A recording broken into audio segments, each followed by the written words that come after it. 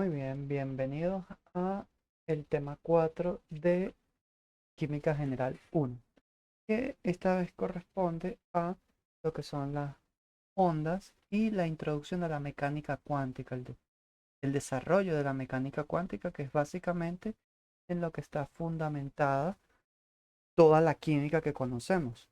Ya vimos la parte mecánica, la parte carpintera de la química que todos debemos manejar, porque es básicamente lo que vamos a trabajar. Pero ahora vamos a ver los fundamentos de por qué eso es así o cómo llegamos a que todo lo que estamos haciendo es así.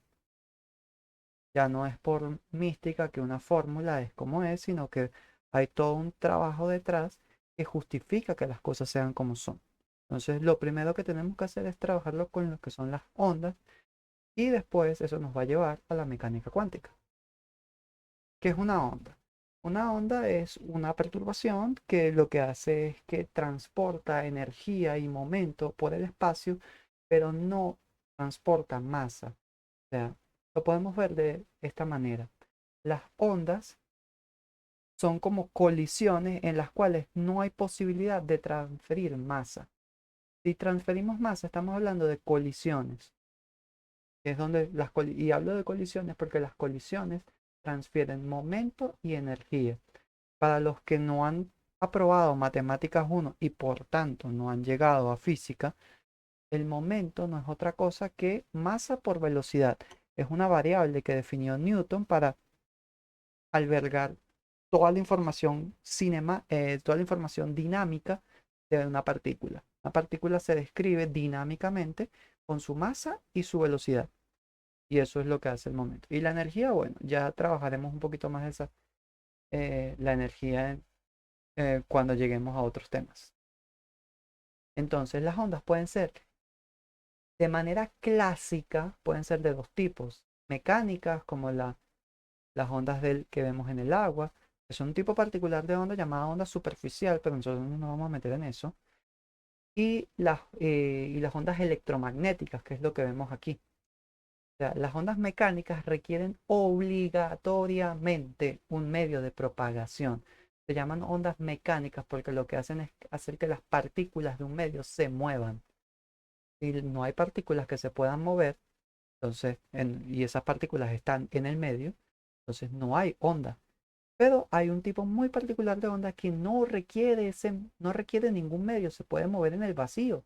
Y esa es la onda electromagnética, que para los efectos prácticos es lo mismo que la luz. Más adelante en esta clase vamos a ver que la luz no se limita solamente a la luz que nosotros podemos percibir con nuestros ojos.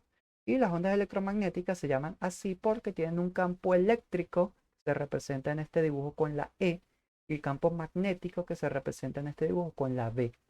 Ellos están acoplados, quiere decir que si uno cambia, el otro también, y siempre son perpendiculares entre sí. Y bueno, la dirección en la que la onda se mueve depende del producto cruz, el producto vectorial del campo eléctrico y magnético. Pero eso ya es detalles de cultura general.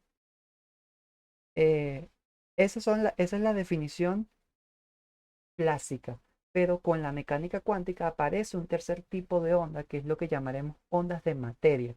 Y por el momento es simple y llanamente una consecuencia de la mecánica cuántica. Y lo vamos a dejar hasta ahí por el momento.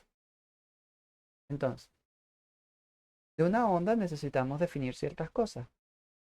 Una onda básicamente lo podemos definir como esta gráfica, que para algunos debe verse como una función que ya usted, o como un grupo de funciones que ustedes ya conocen, que son las funciones seno y coseno. Efectivamente, matemáticamente, una función, una, una onda se puede describir matemáticamente como un seno o como un coseno. Eso es indistinto, ya que seno y coseno son la misma función, pero con un desfase de pi medios radianes. Eso es todo.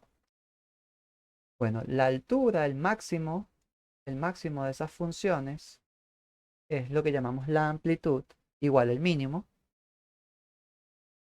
y al máximo lo vamos a llamar cresta y al mínimo lo vamos a llamar valle.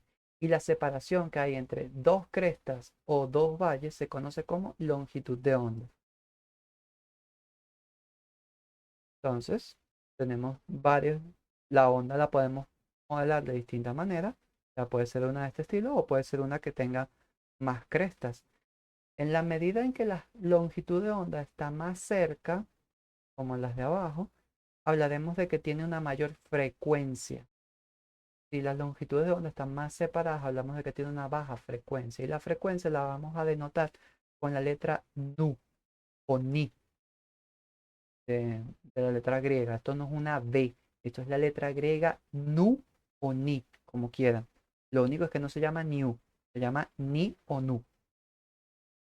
Y la longitud de onda la vamos a denotar con lambda. Entonces, si las multiplicamos, la longitud de onda y la frecuencia, eso nos da la velocidad de propagación de la onda. Y lo podemos ver que eso es así, una velocidad. ¿Por qué? Porque la longitud de onda tiene dimensiones de longitud, efectivamente, y la frecuencia tiene dimensiones de tiempo a la menos 1. Y vimos en la clase de análisis dimensional que longitud por tiempo a la menos 1, eso es velocidad. Esas son las dimensiones de la velocidad. Y bueno, en el caso muy particular de las ondas electromagnéticas, que son las que nos interesan, la velocidad de propagación en el vacío, porque la velocidad de propagación cambia en función del medio, la longitud de onda y la frecuencia no cambian, pero lo que cambia es la velocidad de propagación. Em, la longitud, la velocidad de propagación de una onda electromagnética es la velocidad de la luz, que es exactamente 299 millones 792.458 metros por segundo, que es aproximadamente con tres cifras significativas, 3,00 por 10 a la 8 metros por segundo.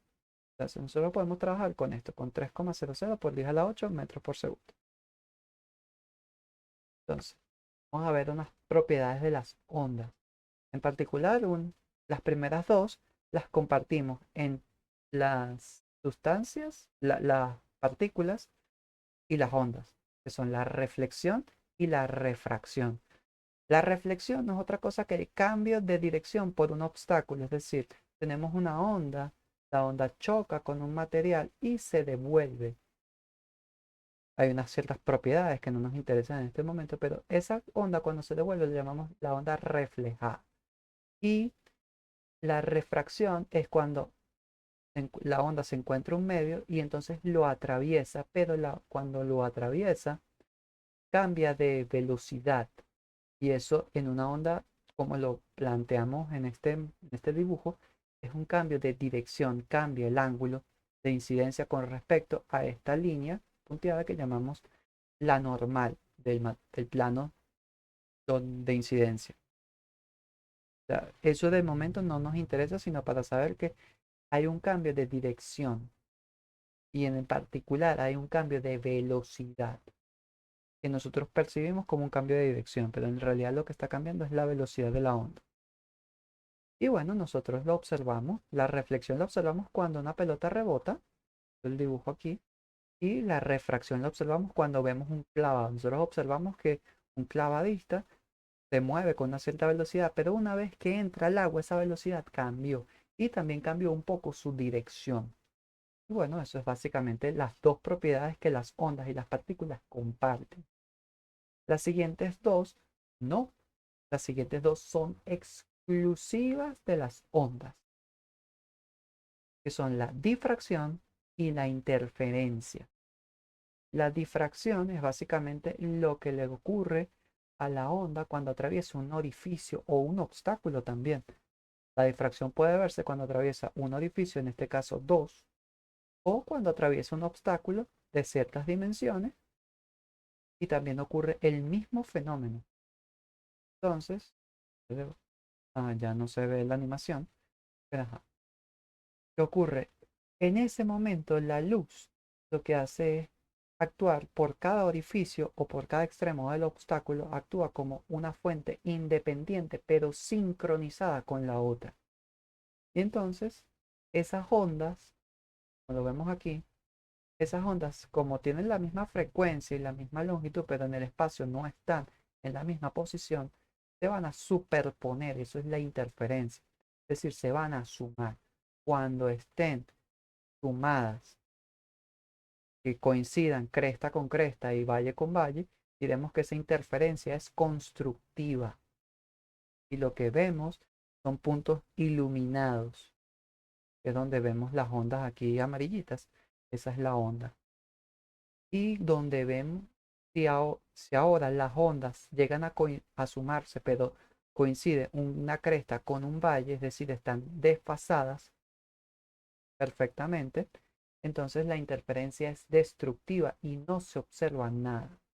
Entonces, tienen que recordarme en la clase de hacerles un experimento con con este para que puedan ver a qué me refiero exactamente con interferencia constructiva y destructiva, porque sí lo pueden ver en la práctica con lo que tienen en sus manos, literalmente hablando. El experimento es con los dedos. Ajá. El espectro finalizado todo el background de las ondas, que fíjense que no nos interesa, nosotros no vamos a sacar, no nos vamos a molestar en utilizar todas las leyes de las ondas, porque sí, hay todo un levantamiento matemático alrededor de las ondas, pero eso a nosotros no nos interesa. Pero lo que nos interesa es irnos enfocando en las cosas que llevaron hacia la mecánica cuántica y todavía no hemos entrado en la cuántica. O sea, lo que vemos aquí es el espectro electromagnético. Arriba es el espectro visible, es lo que nosotros vemos. Pero abajo aquí, rayos cósmicos, rayos gamma, rayos X, ultravioleta, ultravioleta C, B y A, que es básicamente lejano, intermedio y cercano, cercano al violeta, infrarrojo cercano, lejano, intermedio, ondas de microondas, los tipos de ondas de radio. O sea, todas esas ondas forman un espectro. Eso es lo que llamamos el espectro electromagnético. ¿Y qué es lo único que está cambiando? La frecuencia o la longitud de onda, como lo quieran definir. Acuérdense que como la velocidad de propagación de estas ondas es la velocidad de la luz, solamente necesitamos una de sus variables, que puede ser o la frecuencia o la longitud de onda. Y en química, dependiendo de la región en la que estemos, necesitaremos la longitud de onda o la frecuencia. Inclusive en ciertas regiones como el infrarrojo, vamos a definir el inverso de la longitud de onda, no aquí, pero más adelante, en algún punto de la vida, todos van a ver que se habla de número de onda y el número de onda no es otra cosa que el inverso de la longitud de onda.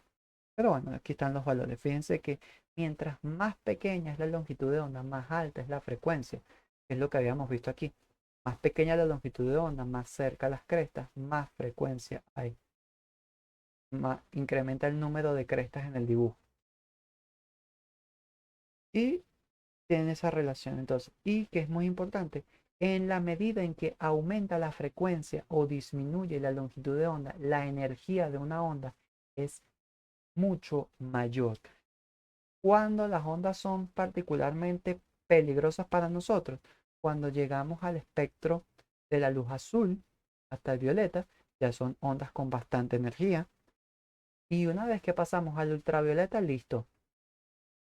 Todo, toda longitud ultravioleta es dañina. Y en particular, la ultravioleta C es la más dañina. Todas las sustancias absorben en, o interactúan, olviden que dije absorben por ahora, con la luz ultravioleta C. Y los enlaces se pueden romper. O sea, las moléculas se rompen. Por supuesto que rayos X, rayos gamma y rayos cósmicos son peores en esto. Y justamente de ahí viene su uso. Por ejemplo, el ultravioleta se utiliza justamente para esterilizar, porque como rompe todo, no hay ser vivo que pueda sobrevivir a la luz ultravioleta C. Ajá. Eh, entonces, fíjense, ya he hablado de lo que es el espectro. Bueno, tenemos el espectro correcto. Entonces, tenemos un espectro continuo. Chévere. Aunque, para efectos de la materia, como la doy yo, vamos a decir que los espectros de absorción también son continuos a pesar de que tienen estas líneas negras. En cambio, los de emisión, vamos a decir que son discretos porque tienen líneas de colores separadas. Si podemos ver bandas de colores, es decir, unas líneas muy gruesas, muy anchas, Entonces vamos a hablar de que son, primero son bandas, no son líneas. Y después, si son muy anchas, vamos a decirle una vez que son continuos y ya. O sea, porque lo que nos interesa no son las líneas negras en este punto. Entonces, pero aclarado ese punto, que puede ser, que puede ser eh, interesante o debatible, vamos a ver primero una pequeña, una pequeña reseña histórica de cómo fue el desarrollo de toda esta teoría. Fíjense, en el año 1666, cuando Newton estaba viviendo su pandemia, bueno, él entre todos los estudios que hizo, que no se limitaron a la mecánica, él también descubrió que la luz se descompone con un prisma, con el dibujo de Pink Floyd. Ese dibujo de Pink Floyd es básicamente lo que Newton observó. Un prisma triangular le hace incidir luz blanca y la luz blanca se descompone en colores. Entonces, eso fue interesante, pero Newton no fue particularmente eh, curioso en ese aspecto. Pero al final, o sea, ya para el año 1800, o sea, ya había interés por la luz, por distintas cosas. Y Wollaston lo que hizo fue describir el espectro de la luz solar. Claro, él lo describió muy empíricamente, no fue muy riguroso ni extensivo. Fue unos años más tarde cuando Frank Halford eh, lo describió y sí lo describió de forma extensiva con más de 500 líneas oscuras. O sea, él observó cosas así, pero eran 500 líneas oscuras en un espectro que él esperaba que fuera continuo, porque el Sol emite en todas las longitudes de onda. Entonces, eso se publicó, pero en un sentido estricto no se entendía por qué era ese efecto. Sencillamente, eso era así, no importa cómo lo hicieras, o sea, siempre ibas a observar lo mismo. Entonces, se publicó y ya, pero no se entendía por qué esas líneas negras. En 1850, Kirchhoff y Bunsen, el mismo Kirchhoff de los circuitos y Bunsen, el del mechero, eh, observaron esos espectros de emisión de, de los elementos puros y determinaron que cada espectro era único. Tal vez podían coincidir o superponerse algunas líneas, pero en general eso no pasaba. Entonces, si tenías un elemento, ese espectro era único. Y eso sentó las bases de la espectroscopía analítica. La espectroscopía, básicamente la rama de la óptica que estudia la interacción de la radiación electromagnética con la materia. Y analítica es porque su función es determinar qué hay y si es posible cuánto. En este caso, solamente con decir qué hay ya es analítica. Ese es un evento interesante. Otros eventos, digo, los espectros, van a ser importantes para explicar. Fíjense que a este punto se podía hacer ciencia con esto, pero no se entendía el fundamento detrás. Eh, y eso va a justificar en algún punto por qué hay un premio Nobel en todo esto. Entonces, pero antes, este no es el premio Nobel. El efecto fotoeléctrico es la razón del premio Nobel de Einstein, pero no es el premio Nobel que tiene que ver con los espectros. Entonces, pero va a ser un efecto interesante porque básicamente, si observamos en el dibujo, te dicen que si tú en un circuito, esta es una batería, pero de voltaje variable, si tú le haces incidir a un electrodo luz, produces electrones que van a cancelar la corriente. O sea, aquí se mueven las cargas positivas, pero en realidad lo que se mueven son los electrones. Si los electrones se mueven en sentido contrario, los fotoelectrones, los electrones emitidos por la luz, se mueven en el sentido de las cargas positivas y eso cancela la corriente. Entonces, justamente llega a cierto punto en el que el circuito se abre, es decir, es como si estuviera desconectado. Y eso fue lo que observaron desde 1887. Hertz observó que la luz ultravioleta facilitaba esas chispas entre los electrodos. Thomson, en el 99, en 1899, probó que eso que se emitían eran electrones. Recuerden que Thomson fue el que definió el electrón o participó muy estrechamente en el descubrimiento y la definición de la partícula que hoy conocemos como electrón. En 1902, Lennard lo que hizo fue probar que ese efecto dependía de la frecuencia de la luz y no de cuán intensa ya fuera. Es decir, podrías ponerle 2500 reflectores, pero si no era la frecuencia adecuada, olvídalo, no ibas a observar el efecto. En cambio, con la frecuencia adecuada, así fuera una luz muy tenue, observabas el efecto. Por supuesto, no con suficiente intensidad como para que el circuito se abra, pero sí observabas una disminución de la corriente. Y fue Einstein, con la teoría de Planck, que ya vamos a ver, quien explicó este fenómeno. Y de hecho, él fue el que dijo que la luz estaba compuesta de fotones, de partículas discretas. Fue el primero que se atrevió a decir, o no digamos el primero, porque antes se hablaba de que la luz era, había una teoría corpuscular de la luz, quiere decir que la luz está formada también como por partículas, pero esa teoría se desechó al ver que la luz en realidad eran ondas electromagnéticas. Y como vimos, las partículas no comparten todas las propiedades de las ondas, por lo tanto no los podemos clasificar como lo mismo.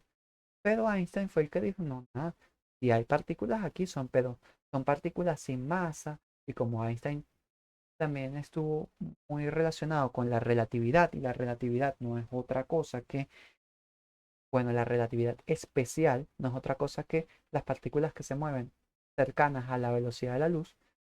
Bueno, y se sabe que nadie se puede mover a la velocidad de la luz, mucho menos a más velocidad que eso. No, Dios mío, pero ¿cómo es posible que tengan partículas si se mueven a la velocidad de la luz? Eso contradice la teoría de la relatividad especial, que sabemos que es cierta. Bueno, entonces Einstein lo que dijo fue los fotones no tienen masa. Y al no tener masa, no violan la relatividad.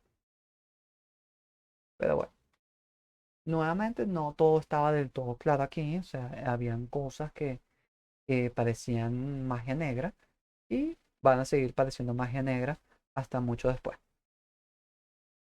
O sea, Planck lo que trabajó fue en un fenómeno que viene de lo que Kirchhoff definió como cuerpo negro.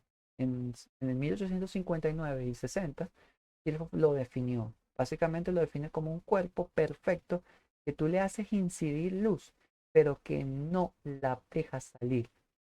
Es decir, la luz rebota de tal manera aquí adentro que jamás va a salir.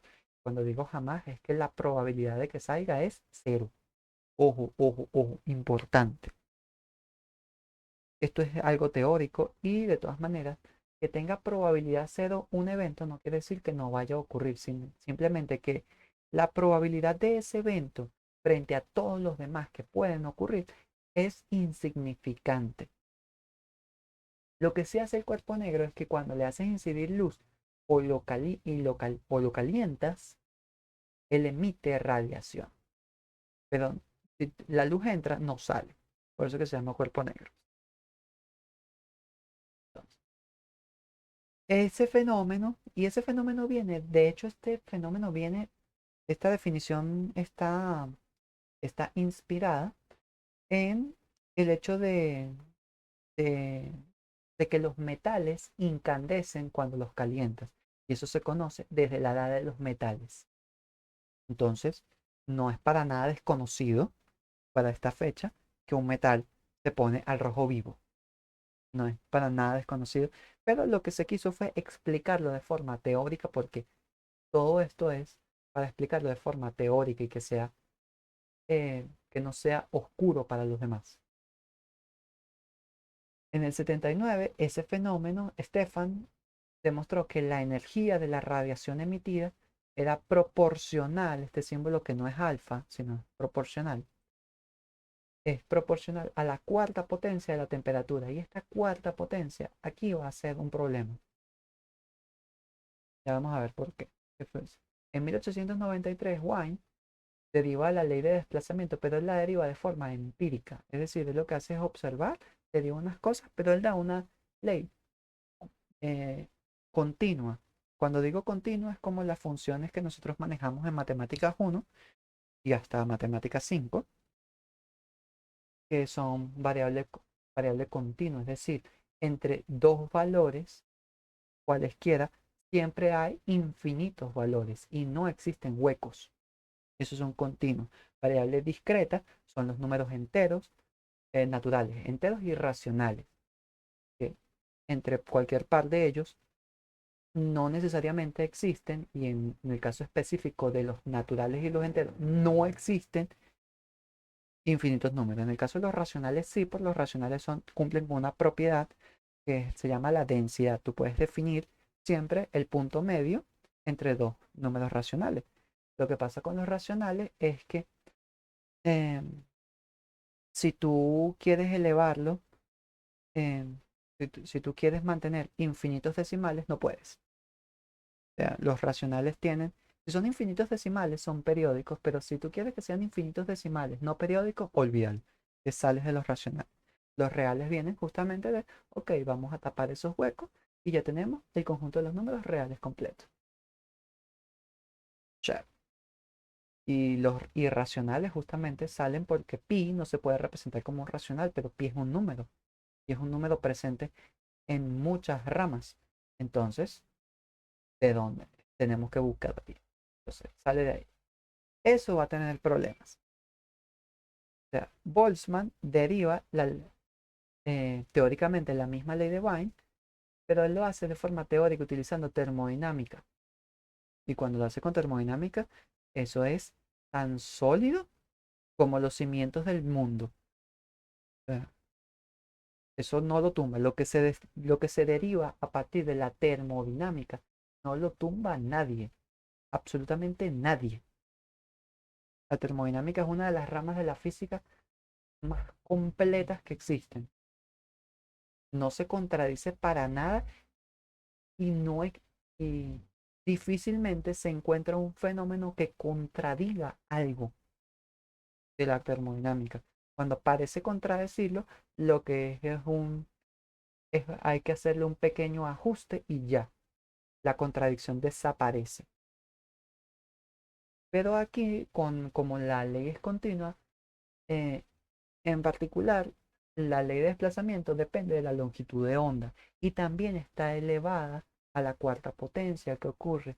Cuando tenemos longitudes de onda en el orden del ultravioleta, estamos hablando de longitudes de onda de nanómetros. Ya cuando llegamos a ese valor, fíjate, 10 a la menos 8, 10 a la menos 7, si tú elevas esto a la cuarta potencia, tendrías 10 a la menos 32, 10 a la menos 28. Y la longitud de onda, de paso, en la ley de desplazamiento de Wien, está dividiendo. Quiere decir que la energía se va al infinito. O sea, energías de 10 a la 32, energías de 10 a la 28. Eso es una energía enorme. Y que decimos que eso es infinito. Pues tú dices, energía infinita, eso está mal. No existe la energía infinita. Y eso es lo que se llamó como la catástrofe del ultravioleta. Entonces, ellos no... eh, eh, eso viene de ahí y también viene de la ley de Rayleigh y Jeans, que tiene que ver también con la longitud de onda emitida. Planck lo que hace en 1900 postula que, bueno, la energía no es continua, la energía es discreta, es decir, entre dos energías no hay nada en medio. Y con eso es que se puede resolver la catástrofe del ultravioleta. Y justamente esa misma postulado fue el que usó Einstein para explicar el efecto fotoeléctrico. Y de hecho, eso es lo que con el postulado de Planck es que se arman muchas cosas de la mecánica cuántica. diciendo la energía no es continua, papá. La energía es discreta. No puedes obtener todos los valores de energía que a ti te provoquen. Y se le dice postulado porque se asume como cierto, pero no se puede demostrar y tampoco es tan evidente como para llamarlo axioma.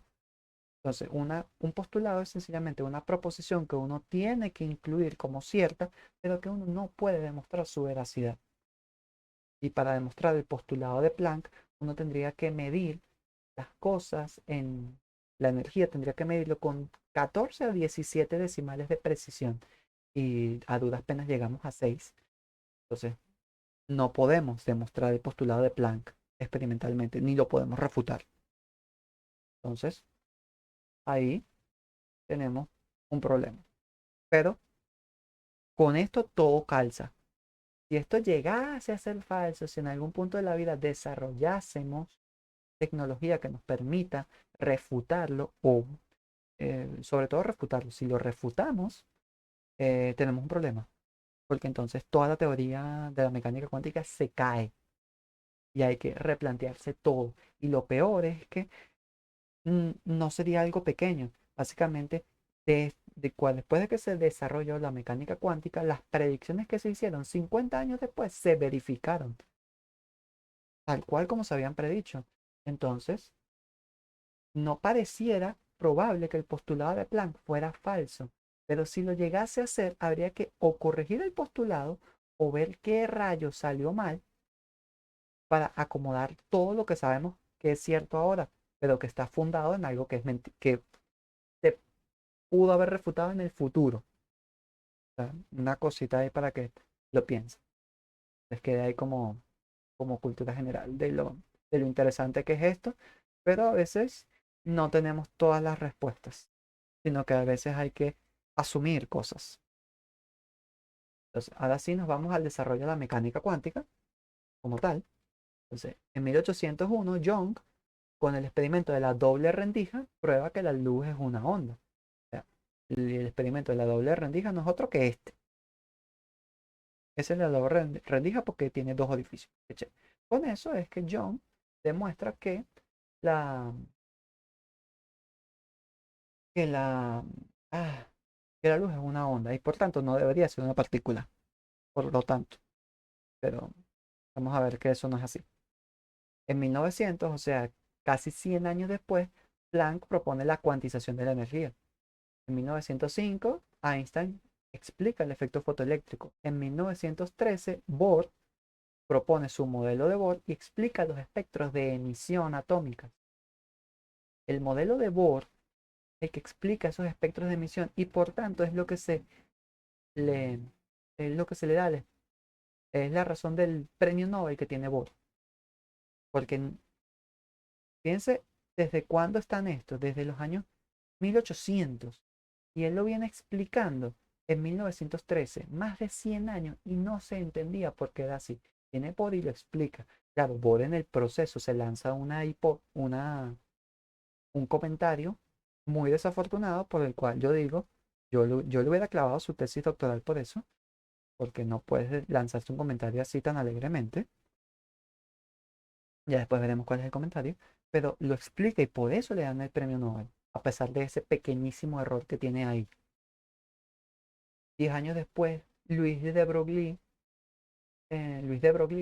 propone sus ondas de materia, y las ondas de materia no es otra cosa que decir, bueno, así como la luz se comporta como una partícula, bueno, la materia también se puede comportar como onda, ¿por qué no?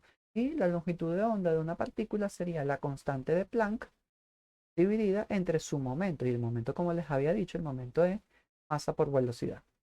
En este caso, masa por rapidez, porque no podemos dividir entre vectores y el momento es una magnitud vectorial. Pero aquí todos trabajamos con escalares, aquí no tenemos que darnos mala vida por los vectores. Entonces, ¿qué ocurre? El, aquí, este chico. Este chicuelo es Heisenberg en 1925 plantea su principio de incertidumbre, que básicamente lo que te dice el principio de incertidumbre es que no puedes conocer con infinita precisión eh, la, la posición o el momento de una partícula. O sea, a la vez, esto no puede ser que tú tengas infinita precisión. Hay un límite. Y un límite que es la mitad de la constante de Planck reducida. La constante de Planck reducida es h entre 2pi. Yo que lo coloco un medio de pi entre de pi, de h entre pi. O sea, es la constante de Planck reducida. Y fíjense que aquí aparece pi y no solamente aparece pi. Si uno reduce todo esto completo, aparece 4pi. Un número que va a ser recurrente en todas estas cuentas. O sea, por eso es que también había que ubicar a pi en algún número, en algún conjunto numérico. O sea, porque no puede ser que aparezca en todos lados y no sepamos dónde ubicarlo como un número.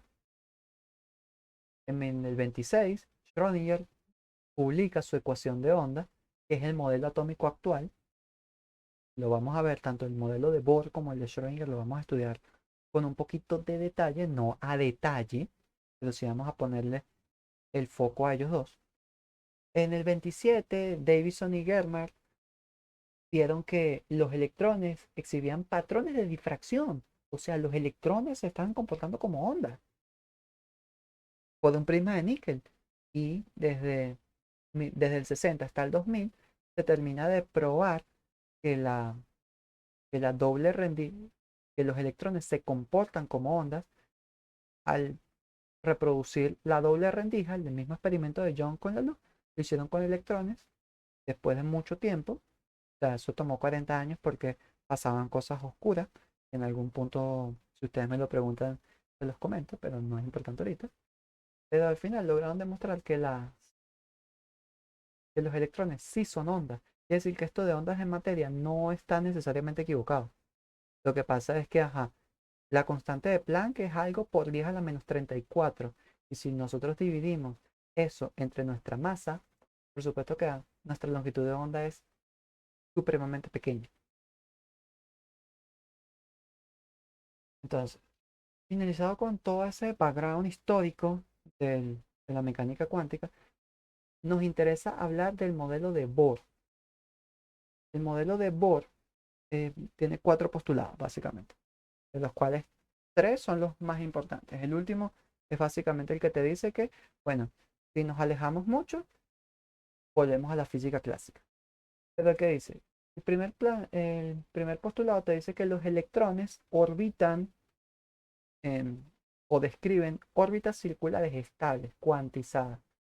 Que una órbita se define como A sub n, donde A sub n es n cuadrado por A sub 0 con n natural, es decir, y aquí me faltó ponerle que era natural, no nulo. O sea, yo incluyo en los naturales, incluyo al cero. Pero bueno, si ustedes son de la fracción que cree que el cero no pertenece a los naturales, bueno, entonces esto le sirve. Pero para mí esto le falta un asterisco para decir que es, no incluye el cero. O sea, porque n igual cero sería el núcleo. A sub 0 es el radio de Bohr, el radio con n igual 1, y se calcula así. O sea, así es como se calcula ese radio. Con 4pi, fíjense que vuelve a aparecer. Epsilon sub 0 es la permitividad eléctrica en el vacío. Este es la constante de Planck reducida al cuadrado. La masa del electrón, la carga del electrón al cuadrado. Todo eso define el radio de Bohr. No es particularmente difícil de deducir, pero no nos vamos a poner con eso. El momento, él dice que también el momento angular está cuantizado.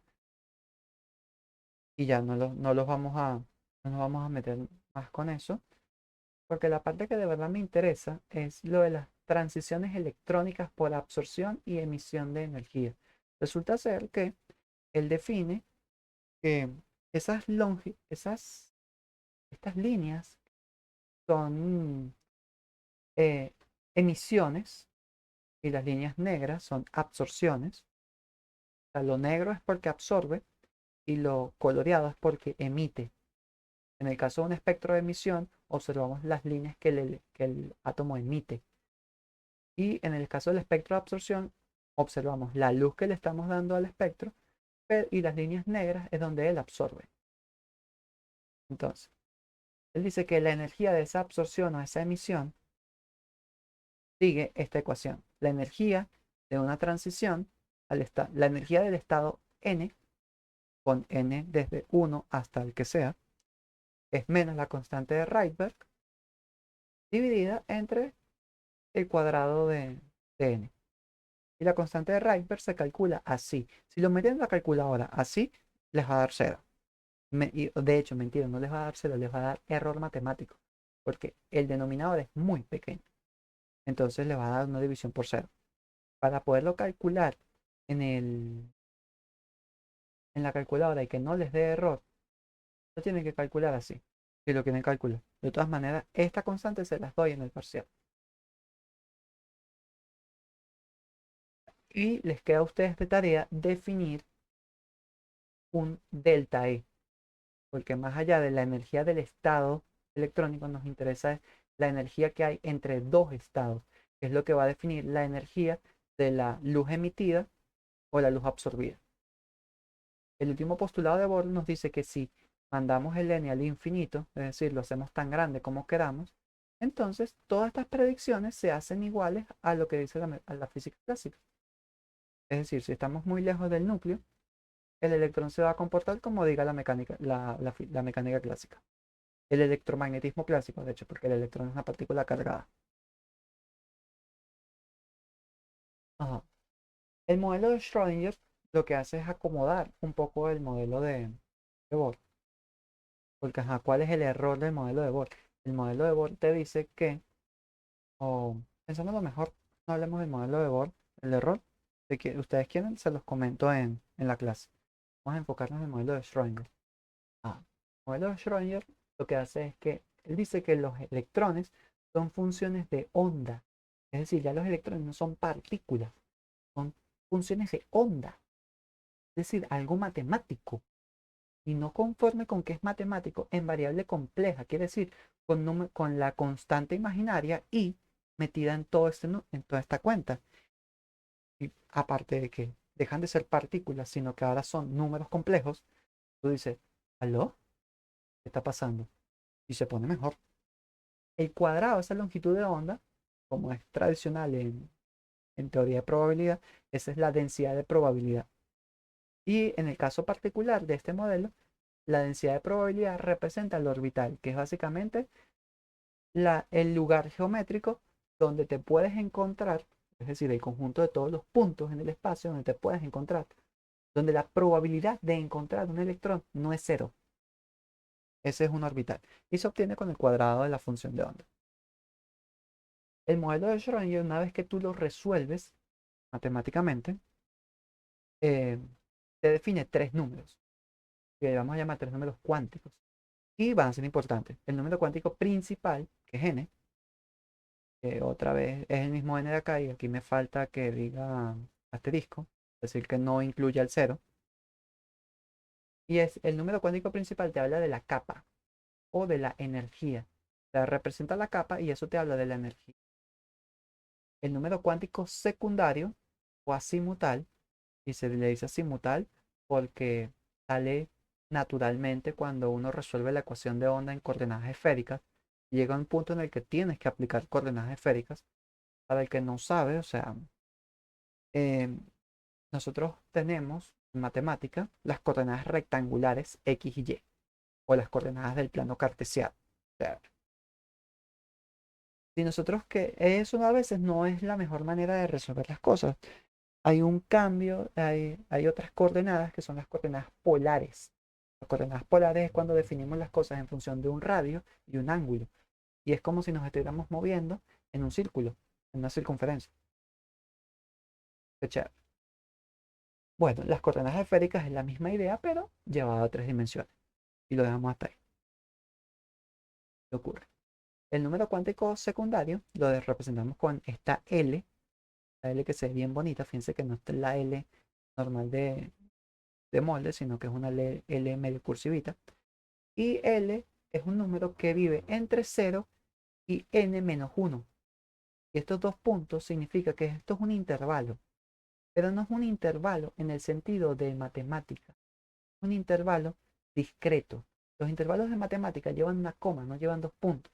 Quiere decir que entre los dos primeros, entre los extremos del intervalo, hay infinitos puntos. En los, aquí en este caso, los dos puntos nos indican que va 0, 1, 2, 3, hasta n-1, sea lo que sea que valga n. Nunca podemos llegar a n. Siempre nos quedamos en el número anterior.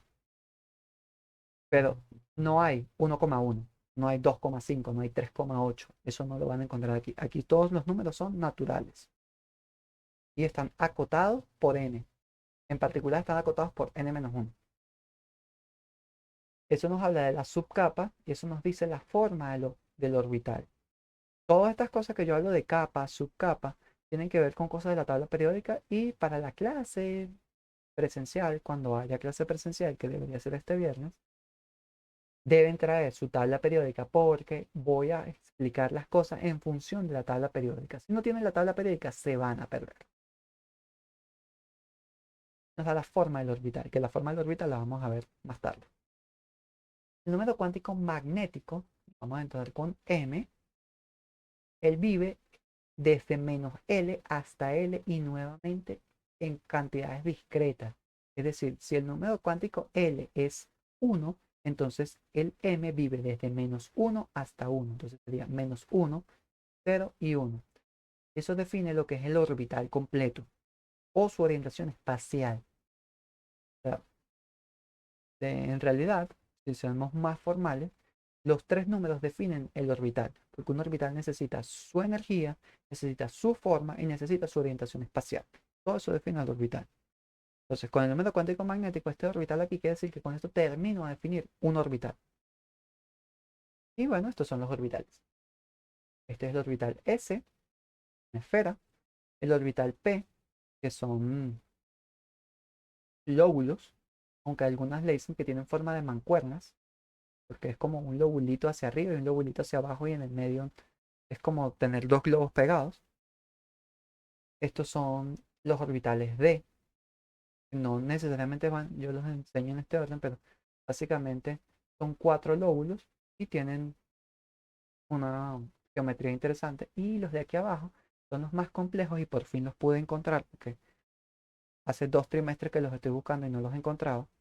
Estos son los orbitales F, que son 8 lóbulos.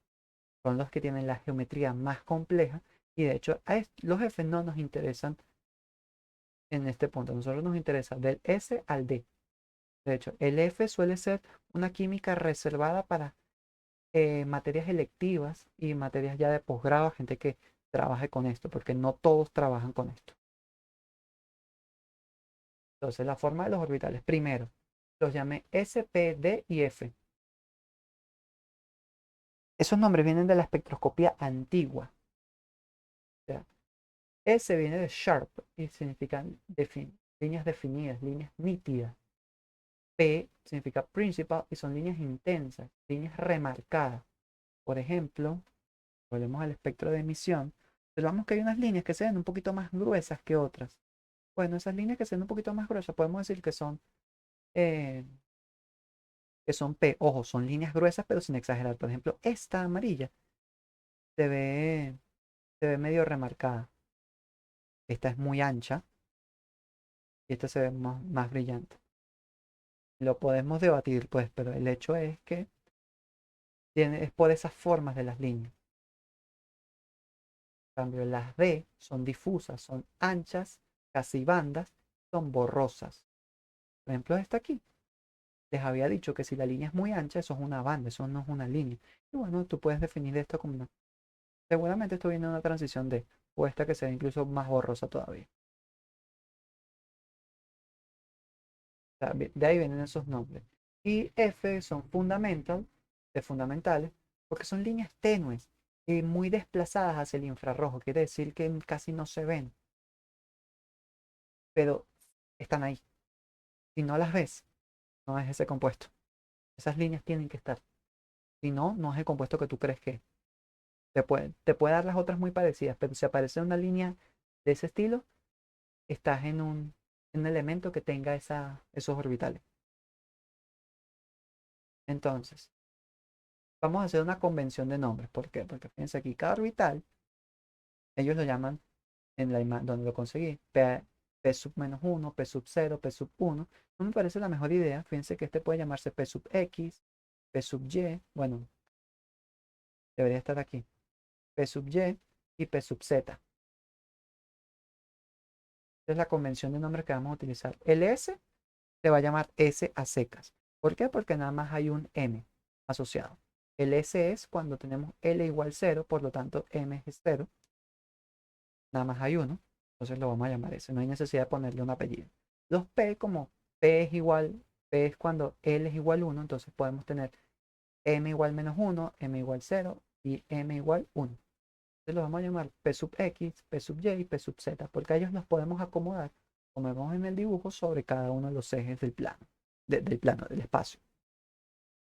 Y la convención que yo utilizo para química general, aunque la verdad los nombres no son importantes, siempre y cuando ustedes los respeten, pero vamos a guiarnos por esto para poder manejar todos el mismo idioma. Entonces, yo empiezo con con los orbitales que viven en los planos. Por ejemplo, DXY es el orbital que vive en el plano XY. Y ese sería, por ejemplo, aquí el que está acostado. Ese sería XY, porque fíjate que están acostados y están cruzados entre el plano XY, que es acostado. Si suben, los que están aquí están en el plano XZ. Y este lo tienes en el plano, plano YZ. Este es X cuadrado menos Y cuadrado y este es Z cuadrado. O sea, pero eso lo podemos ver de otra manera. Y ellos lo que hacen es asignarle un, un número cuántico magnético a cada uno. Yo se los asigné en este sentido porque me parece lo más natural, porque empezamos con variables todas con exponente 1 en orden alfabético, en orden lexicográfico, y después nos vamos con las que tienen grado 2 en orden lexicográfico también. Por eso es que me parece este orden. Eso es lo más natural. Y esos son los únicos que nos interesan. No nos vamos a poner a describir los orbitales F. Podemos, pero no lo vamos a hacer.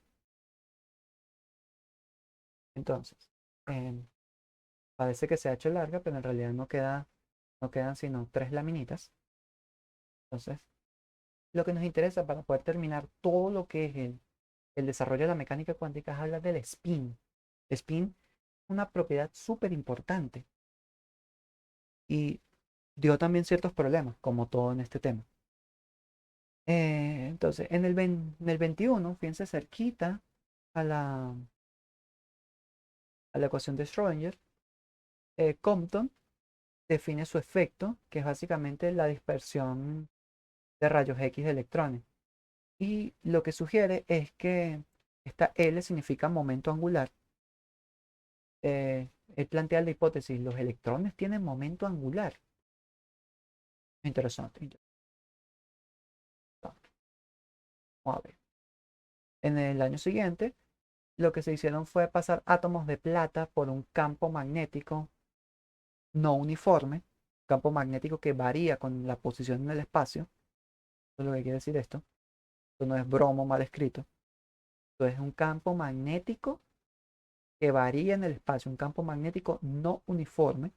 Y con ese campo magnético lo que lograron fue que los átomos de plata se dividieran en exactamente dos trayectorias.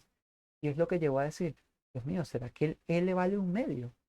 Por una cuestión que no vamos a explicar porque no nos interesa. Pero llegaron a estos números y empiezan a tener como sentido, pero no pueden darle una explicación porque darle una explicación es todo un tema. De hecho, quien le dio la explicación a esto fue un duro en todo este tema. O sea, en el 25 se propone que el momento angular del electrón sea proporcional a un medio de la constante de Planck reducida y es cuando se empieza a hablar del giro, por eso es que se llama spin, pero mosca, desde ya se los digo. Hay un meme al respecto de esto, pero de todas maneras se los digo. El spin se puede explicar como una pelotica que es el electrón que está girando, salvo por el hecho de que el electrón no es ninguna pelota y tampoco está girando. Pero por el hecho de estas cosas, más que las ecuaciones se parecen a las de rotaciones que se estudian en física 2, es intuitivo pensar, coño, debe estar haciendo algo como girar, pero no queda claro. Y de verdad, incluso preguntarle a los profes que trabajan en esto, en física, trabajan con cuántica, que te expliquen qué es el spin, a ellos se les hace complicado. Ellos explican el spin en función de ecuaciones matemáticas, pero en función fenomenológica, como lo hacemos los químicos, no lo pueden hacer, porque en realidad es complicado. Entonces nos vamos a quedar con lo que les estoy diciendo y ya. De todas maneras, lo que nos interesa es lo que logró trabajar Pauli en el 26. Justamente cuando se estaba publicando también la ecuación de Schrödinger, el mismo año, Pauli plantea su principio de exclusión. Esto viene de cosas de termodinámica y mecánica estadística. Tiene que ver con los electrones y él define matemáticamente con las matrices lo, el valor posible del spin. Por eso es que lo pongo aquí en rojo, porque así como tenemos los valores para los números cuánticos n, l y m, S también tiene valores y son estos dos, menos un medio y un medio. No hay otros. Los coloco aquí en rojo porque esto es importantísimo. Lo más importante de esta lámina es esto. Y, ajá, pero el spin no sale de la ecuación de Schrödinger. Lo que pasa es que el spin es una consecuencia también de que las velocidades con las que se mueven los electrones sean cercanas a la luz. Es decir, consideraciones relativistas. ¿Y qué es lo que hace? Tiene Dirac. Dirac es el duro en todo este tema, porque Dirac tenía una gran habilidad para poner las cosas matemáticas y hacerlo de forma elegante. De hecho, Dirac planteaba que las cosas, si no se podían hacer de forma elegante, estaban mal hechas, básicamente. Palabras más, palabras menos, porque tampoco es que yo soy fanático de ellos como para citarlos como cito las cosas de las que sí soy fanático. Pero básicamente, que él agarró la ecuación de Schrödinger e introdujo las cosas relativistas y logró, después de mucho fume, porque la verdad fueron páginas y páginas de fume, logró con matrices 4x4 llegar al spin. Y no solamente llegó al spin, llegó a predecir la existencia de la antimateria. O sea, Dirac predijo la existencia de la antimateria al mismo tiempo que logró deducir el spin de la ecuación de onda. O sea, su aporte fue increíble. Lamentablemente, hasta donde yo sé, no le dieron el premio Nobel, cosa que me parece una grosería. Yo se lo hubiera dado porque la verdad los Dirac hizo mucho y me parece que contribuyó bastante, pero bueno, yo no soy el que toma la decisión, pa. Y ya para el 1930 se había generalizado el spin como una propiedad fundamental de la materia, es decir, el spin no es algo de los electrones, el spin es algo de la materia. Y de hecho podemos hablar del spin nuclear. Hay una técnica que se llama resonancia magnética nuclear que depende del spin del núcleo, de que tenga cierto valor. No vamos a entrar más en detalles, pero para que se den cuenta que también el núcleo tiene un spin. Entonces, esto es importante. Todo esto, a nosotros lo que nos interesa, lo que va a salir en la evaluación, es la configuración electrónica. Todo lo demás es para poder justificar y entender por qué los números son los que son y por qué ciertas respuestas son las que son. Entonces, la configuración electrónica es lo que vamos a hacer. Primero, todo electrón lo podemos describir como una cuatrotupla, es decir, un vector de 4 componentes, que se llama con la primera componente L, N, la segunda L, la tercera M y la última S. Entonces, el principal, el secundario, el magnético y el spin. Por cierto, el número de spin también se le suele llamar número magnético de spin y se suele representar en algunos libros con M sub S. Yo les digo, mantengan esta notación que es mucho más sencilla y se ahorran un trabajo para su cerebro que es innecesario porque ese trabajo que puedan poner más subíndices a las variables no los hace ni mejor ni peor profesional. Entonces, el principio de exclusión de Pauli, que es lo que dice, que esto es importantísimo también. En un átomo no pueden existir dos electrones con los mismos números cuánticos. ¿Qué significa eso? Que si nosotros podemos escribir todos los átomos, todos los electrones como esta tupla, esa tupla tiene que ser única, esa tupla no puede ser repetida. Nosotros podemos escribir una tupla para cada electrón y no podemos encontrar una tupla que tenga las cuatro cosas iguales. La igualdad de esto sería que las cuatro cosas fueran iguales y no puede ser. Entonces por eso hablamos de que esta tupla es única. Pueden estar las tres primeras repetidas, pero la última, el último, la última componente solamente puede tomar dos valores, que son menos un medio y más un medio. Aquí tradicionalmente se le suele poner un más, pero como aquí estaba hablando en términos matemáticos, no quise ponerle el más para no ser eh, extraño con la matemática. Ajá. Ese es el principio de exclusión. El principio de exclusión es vital. Nadie, absolutamente nadie puede violar el principio de exclusión. Violar el principio de exclusión es salirse de este universo. En otros universos no sé si esto se pueda violar, pero en este es imposible. El principio de exclusión todo el mundo lo tiene que seguir. No hay excepciones. Punto. En cambio, los siguientes sí se pueden romper. Por ejemplo, el principio de Aufbau lo que te dice es que al llenar los electrones, aquí hay un error de tipeo, debería ser electrones, en un átomo se deben colocar en orden creciente de energía, que es básicamente el diagrama de la lluvia que vamos a ver en la siguiente página. Necesitamos definir también, por cierto, y Aufbau, no es que este sea el apellido de nadie. Aufbau es sencillamente la palabra alemana para construcción. O sea que esto lo podríamos traducir como principio de construcción. ¿Por qué en los libros y tradicionalmente se le dice así? No tengo idea. De verdad que no encuentro una explicación lógica para que hablemos esto no sería un Spanglish, esto sería un eh, es- espalemán, algo así. Español con alemán. O sea, no sé ni cómo ponerlo. O sea, no me parece. No me parece, la verdad, pero así lo hacen los libros, entonces, para que ustedes no tengan problemas revisando el material, se los dejo así. Multiplicidad del spin. Esto es un concepto que lo necesitamos tener claro, pero no tiene que ver directamente con la configuración electrónica. La multiplicidad del spin es básicamente el número de electrones desapareados. Y con ese número de electrones desapareados vamos a definir dos, dos cosas que tienen que ver con el magnetismo, sin entrar en detalles.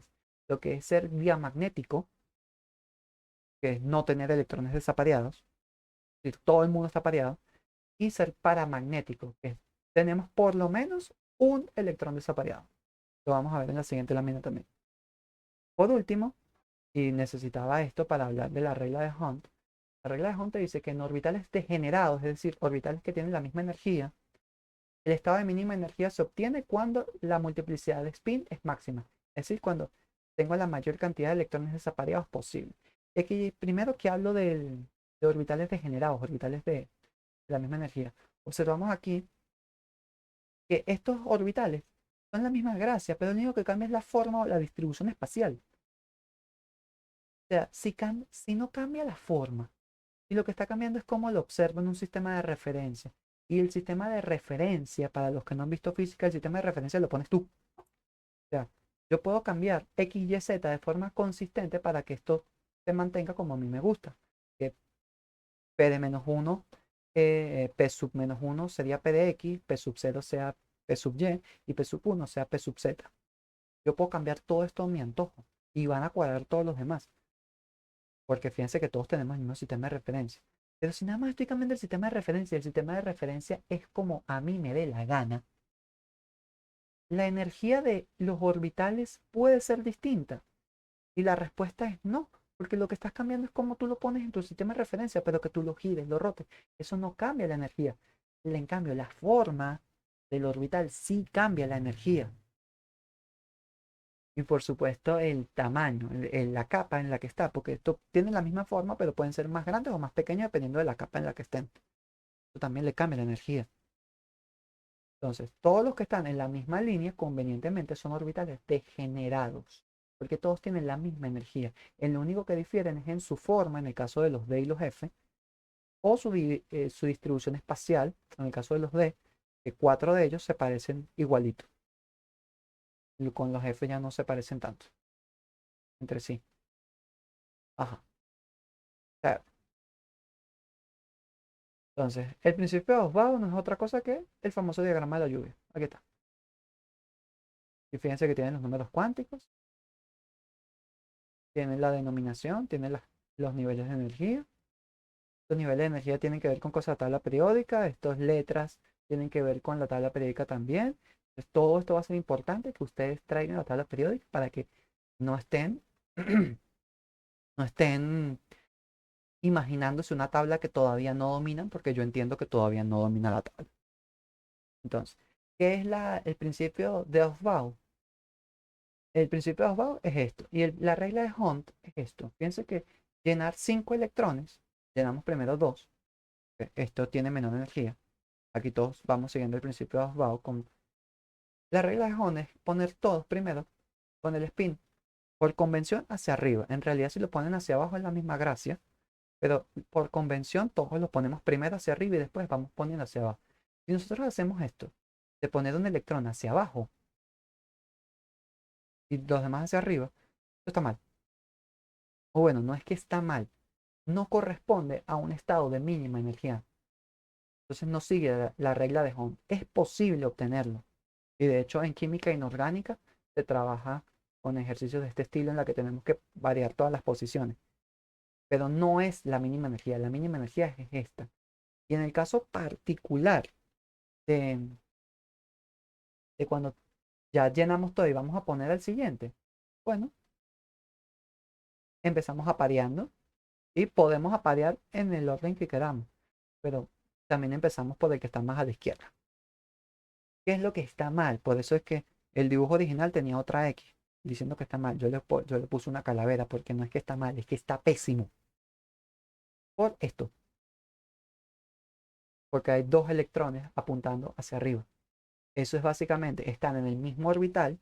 Si están en el mismo orbital, tienen N, L y M iguales. Y si están apuntando los dos para arriba, los dos tienen el mismo número de spin, que es un medio. O sea, tengo dos electrones que tienen la misma representación como tupla. Y eso está mal, eso no se hace. Por eso es porque le pongo una calavera. Eso es motivo para que yo les ponga cero de una vez y no pregunten, no nada. Y mientras más lloren, más notas les quito. Porque eso no se hace. Entonces, aquí se cumplen todas las reglas y esto es un estado de mínima energía. Aquí también. Aquí lo que no se está cumpliendo es el principio de la regla de Hunt. Y aquí lo que no se cumple es el principio de exclusión de Pauli. Entonces, quiero que noten este patrón. Este patrón nunca ustedes lo deben ver dentro de una cajita. Jamás lo deben ver. Bueno, no necesariamente tienen que dibujar una caja, puede ser nada más una línea. Pero nunca deben ver dos flechas apuntando hacia arriba en la misma rayita. Nunca. Pueden apuntar si están en rayitas separadas. Si están en la misma rayita, nunca. Y lo estoy diciendo, quiero ser enfático porque no quiero ver errores de este estilo. Entonces, lo que no se ve aquí es cómo se deja de cumplir el principio de Aufbau, que también lo podemos dejar de construir, pero va a llegar un punto en el que lo vamos a ver. Así que no tienen que darse tanta mala vida por eso ahorita. Y bueno, eso es todo. Entonces, terminó la clase y nos vemos el viernes.